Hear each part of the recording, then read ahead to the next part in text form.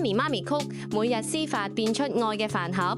今日嘅便當好安靜，冇需要被說明嘅主菜，亦冇刻意嘅變化，只係將熟悉嘅嘢放喺應該喺嘅位置上。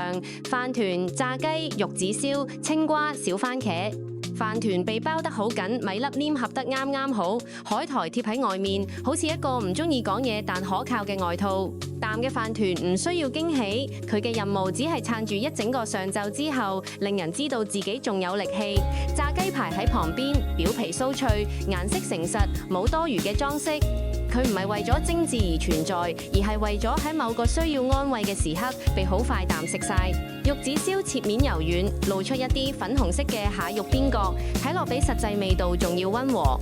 黃瓜片整齊排好，小番茄圓圓啖靠住，好似係提醒緊呢一餐唔單止為咗填飽，亦為咗令嘴巴有片刻清爽。